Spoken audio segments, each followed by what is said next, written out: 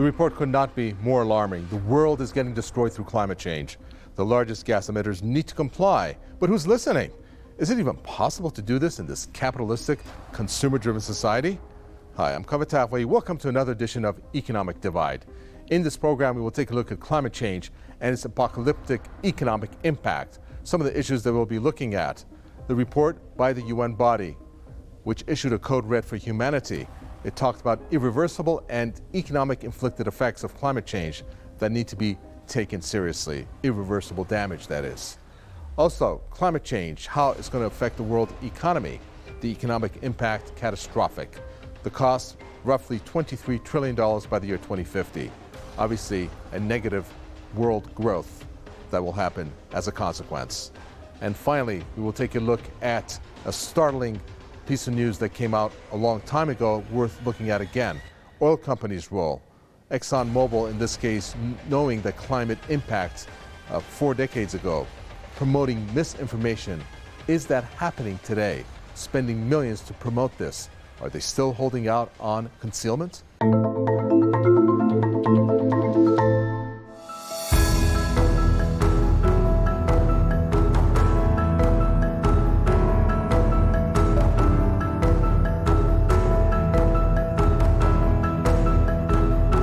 Dire warnings about irreversible damage to the climate. Code red for humanity. The group that released the report, the IPCC, the Intergovernmental Panel on Climate Change, the UN body for assessing science related to climate change. The warnings were pretty clear and daunting. Major climate change is inevitable and irreversible. Humans have caused unprecedented and irreversible change to the climate, unequivocally caused by human activities. When it comes to the future temperatures, warming depends on choices made today.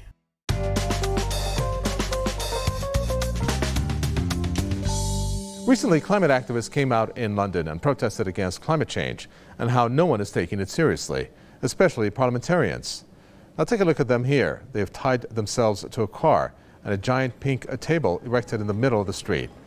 The activists are from a group called the Extinction Rebellion Group, or XR. They want an emergency response from governments. In essence, they want action to be taken against this climate change and a mass move away from polluting industries to avert the worst case scenarios. I'm doing this because I care about the climate emergency. I care about all living things on this earth, and I am doing something about it. And here they are at Trafalgar Square, the home of the City of London Corporation, which governs the city's historic financial center.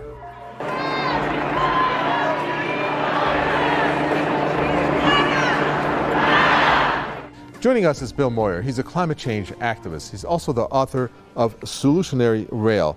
That's a book on a people-powered campaign to electrify America's railroads and to open corridors to a clean energy future. All right, Bill, welcome.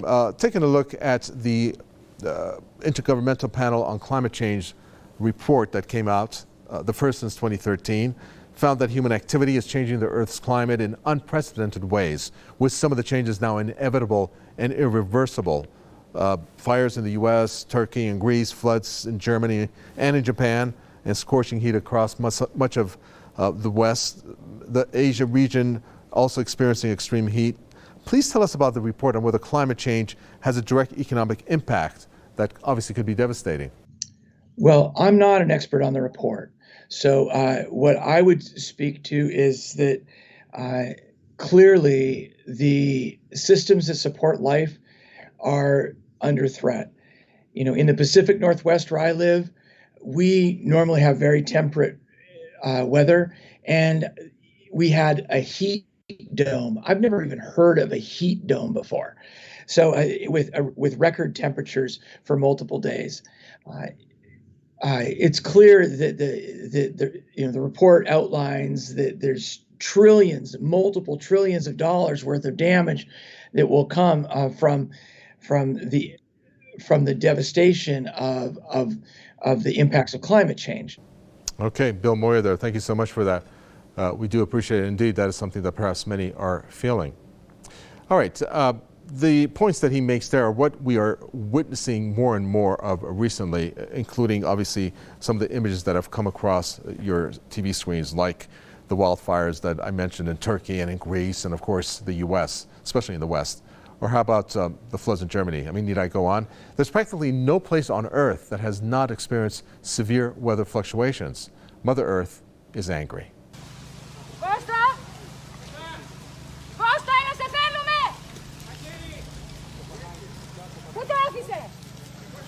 Climate change is real, and the heat wave affected this. We didn't see any rain to stop this fire. If it rained right now, it would be bad for us. It is indisputable that human activities are causing climate change and making extreme weather events more frequent and severe.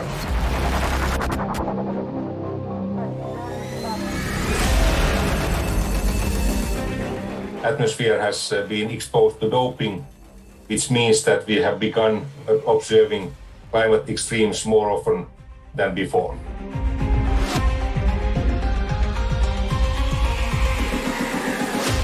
So imagine that the atmosphere has a blanket around it, and what we're doing is we're pumping more and more heat into that blanket.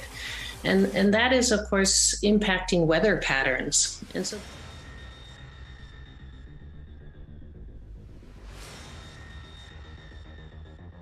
the alarm clock has gone off many times. This is probably the last report that will be written before we go through and beyond 1.5 degrees C, unless we act now.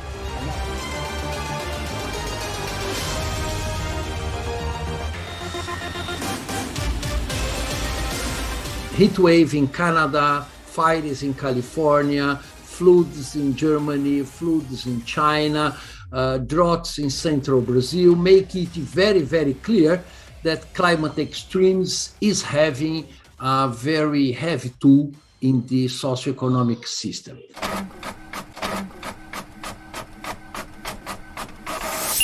Welcome to our Info News section. Stories new and old make it in this part of the program.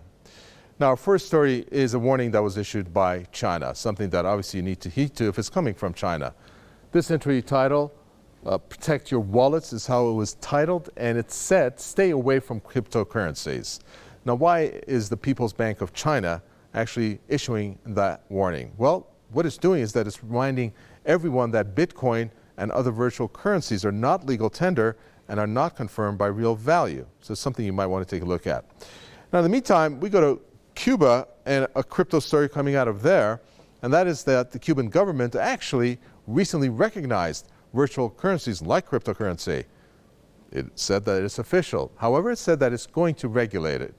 Now, the popularity of the digital currency has grown in the tiny island there, partly because of restrictions on remittances from the U.S. It just shows how U.S. economic sanctions backfires, since now the U.S. can't control the Cuban cash. Our next story comes out of the United States. It's titled Democracy for Sale. This was an analysis that was done, which tied corporate consolidation to increased lobbying. It stated that monopoly is a threat to democracy. Basically, what it's saying is that mergers, when they occur, such as in big tech or the pharmaceutical industry and the oil and gas sector, has increased corporate control of American democracy. And finally, we go to this piece of news, which is really quite incredible if you want to think about it. It's SOS, Save the World. Yes, why? Central banks spending $834 million per hour, check that figure out, for 18 months to save the global economy. That's due to the coronavirus. I mean, that's a lot of money if you think about it. I mean, currently there's more than $16 trillion in debt with a negative yield. So that just shows you how badly the world economy is suffering from the coronavirus. Now, that does it for the first half of our program, but stay right where you are. We'll be right back after a quick break.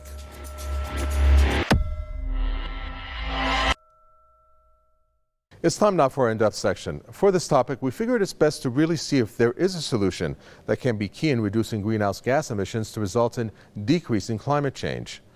Now, first, let's take a look at the bare facts. According to a report that was published by the Carbon Majors Database, which was back in the year 2017, there really are a small number of fossil fuel companies. Based on this report, it revealed that just 100 companies have been the source of more than 70% of the world's greenhouse gas emissions since the year 1988.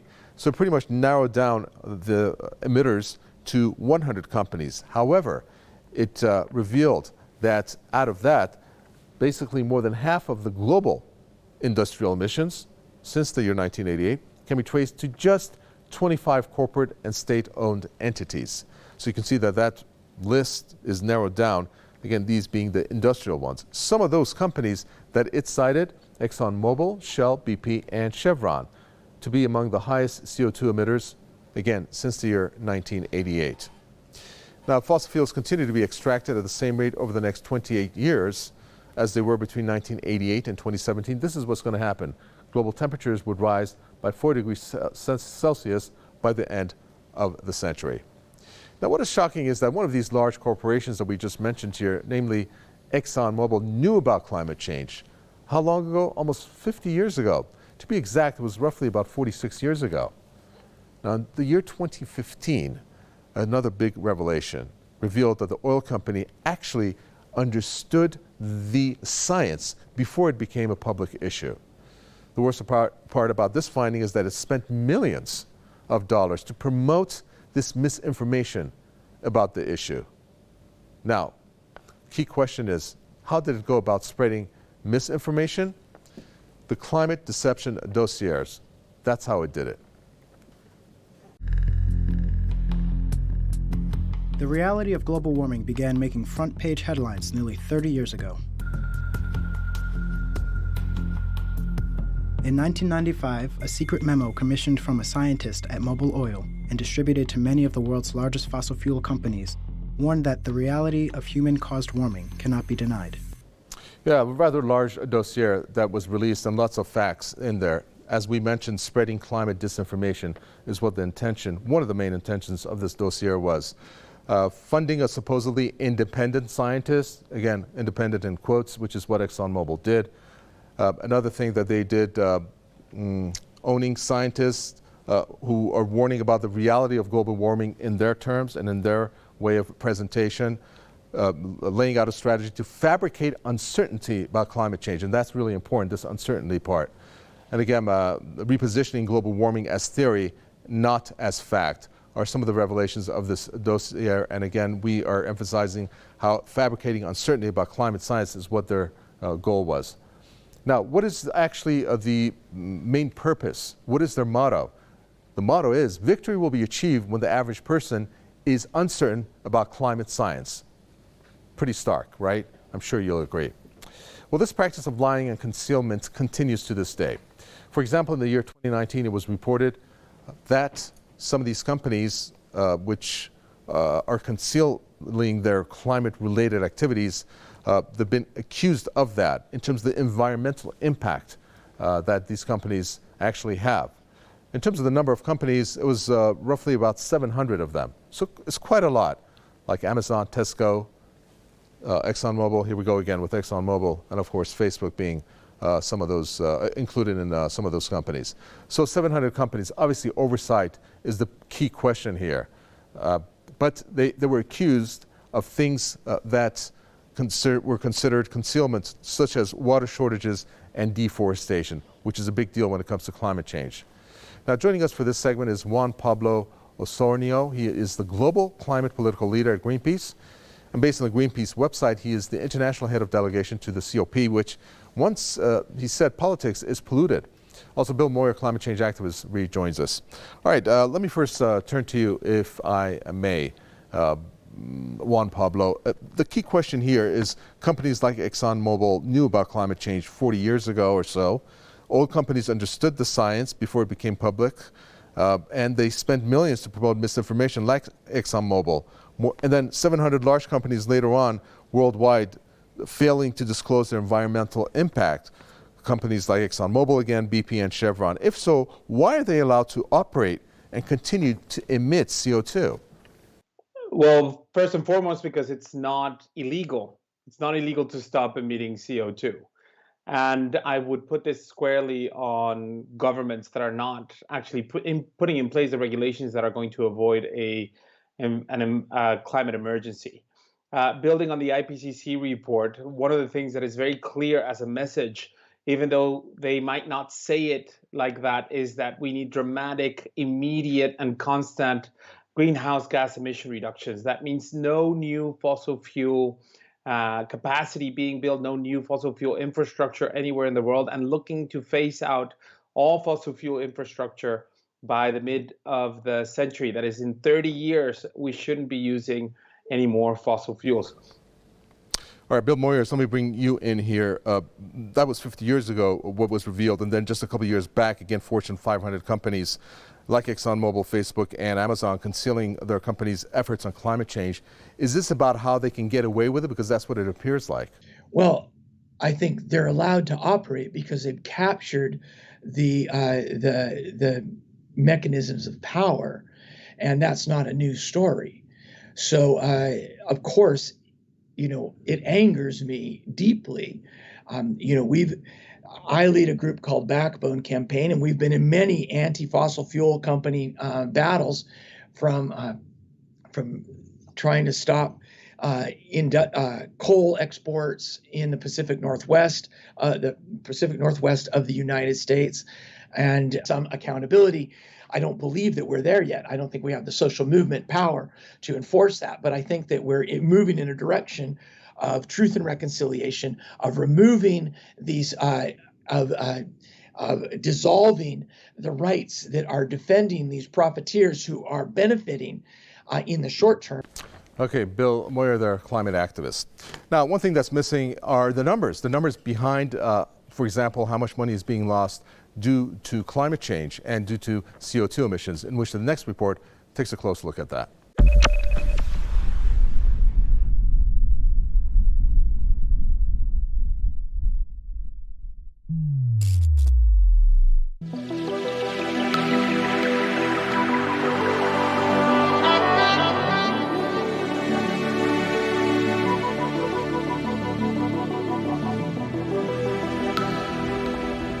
Climate change is not only a systemic risk that must be addressed now, it is also an economic risk.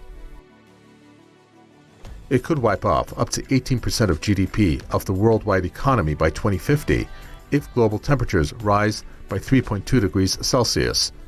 In other words, the world economy could be 10% smaller if the 2050 net zero emissions and Paris Agreement targets on climate change are not met. Under the current trajectory, global GDP could be 11 to 14% less by mid-century than in a world without climate change. The UN Environment Programme estimates that the global cost of adapting to these climate impacts is expected to grow $140 to $300 billion per year by 2030 and $280 to $500 billion per year by the year 2050. When all is said, climate change could cut the world economy by $23 trillion by the year 2050. Just shows how severe an economic impact global warming has. There is a cost of adapting to rising sea levels. This is one of the reasons for the relocation of whole towns. Shrinking productivity of harvest is another factor. That leads to prices of basic foodstuff to rise. Extreme weather will cause widespread poverty. One of the consequences of high temperatures will be the spread of diseases. Another consequence, fresh water will be in short supply.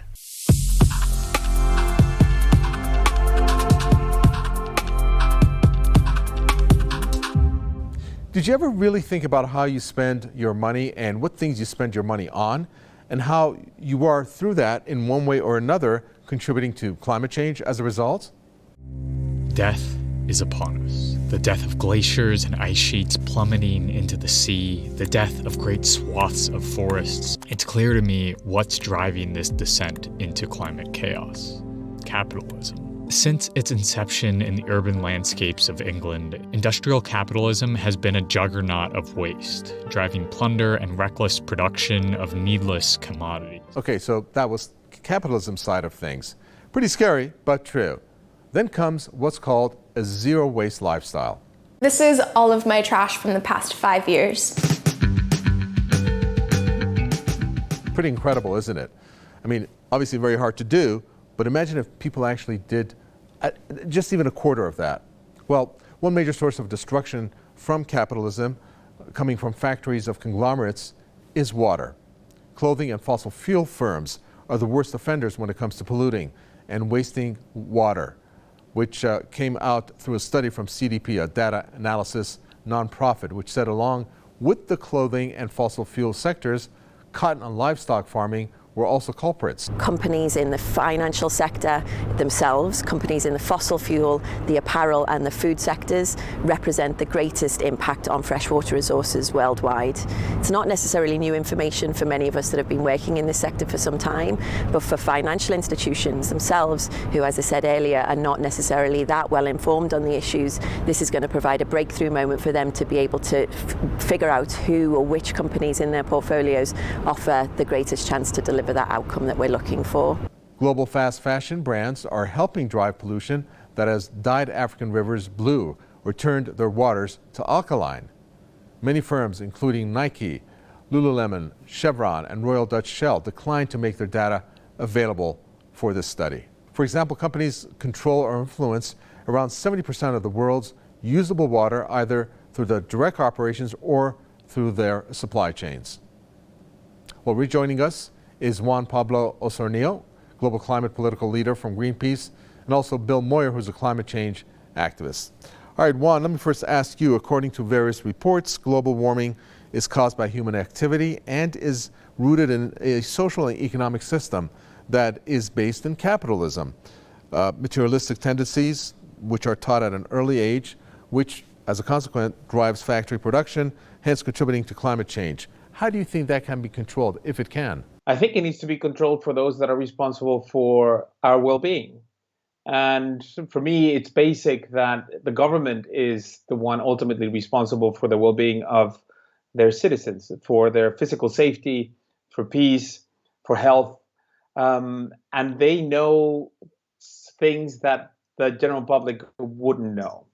In other words, what needs to happen is that states need to come in and there needs to be an agreement or a law where you're not allowed to trade or to profit from things that are needed for the safety and the well-being of your citizens.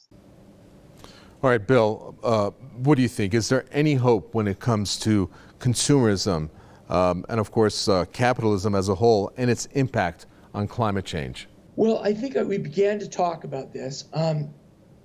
The problem is that policies and politics follow culture. We have to find ways to reconnect to the places that we live. We need to, like where I live, salmon are an important species. They're important economically, but they're important as as a central species for the indigenous cultures of this place. Salmon are also an amazing example of the abundance of nature when humans get out of the way.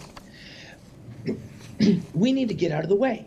All right, I'd like to thank both of our guests. That was Bill Moyer there, climate change activist, and also Juan Pablo Osornio, the climate political leader at Greenpeace, both of them with great contributions there.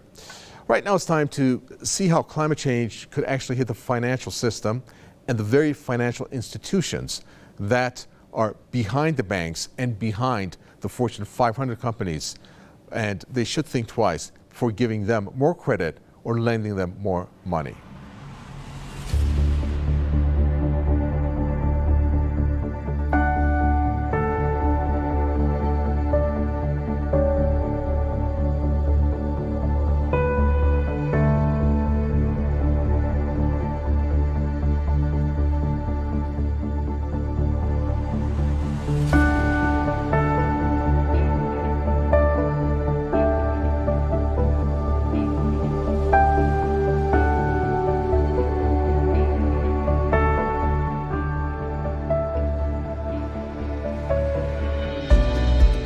I wish there was a solution to offer you in my final thoughts as to how we can reduce climate change to zero. But right there, that is the wrong approach. Climate change cannot be reduced to zero. But something can be done to reduce the Earth's warming. For starters, green energy transformation needs to be fully executed, like solar energy. Green energy in the form of electric cars is also another idea. Obviously, that's being currently executed. But consumerism, is part of that equation, meaning the capitalistic society, that remains under doubt as to whether that can be changed. How can anyone convince these multinationals to not produce as much and for us not to buy as much? I mean, they have shareholders that they have to respond to, and ultimately they need the sales. Who can change that when in Western countries people are brought up to follow and buy and purchase? The pattern obviously is to buy, to work, and to keep buying, which is what societies are built on. That is the challenge. Thanks for joining us in this edition of Economic Divide. It was a pleasure having you on board this program. Any questions or comments, do send them to us. From Mika Vitahvai, it's goodbye. Until next time.